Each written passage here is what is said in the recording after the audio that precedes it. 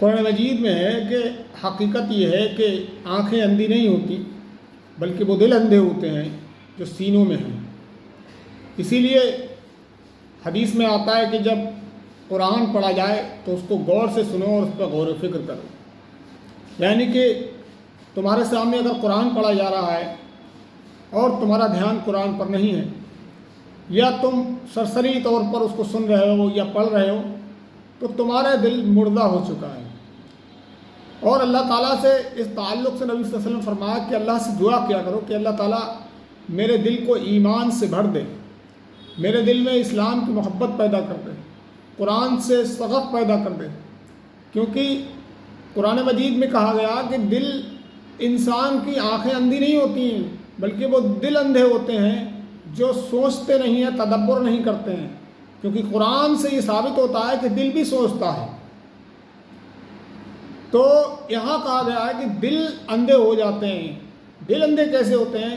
کہ جب ان کے سامنے قرآن کی آیات پڑھی جاتی ہیں یا اللہ کا ذکر کیا جاتا ہے تو وہ توجہ سے سنتے نہیں ہیں، نہ اس پر غور و فکر کرتے ہیں، اور وہ ایسے سنتے ہیں جیسے سر پہ سے پانی گزر جائے۔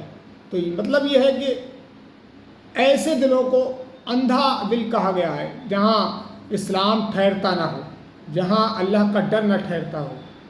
تو قرآن کہتا ہے کہ اپنے آپ پر غور و فکر کرو، تدبر کرو، اور اپنا محاسبہ کرتے رہا کرو کہ میں کہیں کسی گمراہی میں تو مبتلا نہیں ہو گیا ہوں، میرا دل ویران تو نہیں ہو رہا ہے۔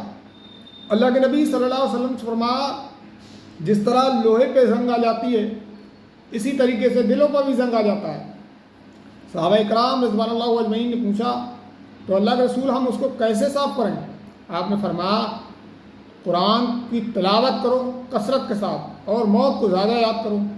تو یہ ایک طریقہ ہے دل مردہ دل کو زندہ کرنے کا کہ قرآن سے لو لگاؤ، قرآن سے رشتہ استوار کرو، قرآن کے ساتھ اپنے رشتے کو مضبوط کرو۔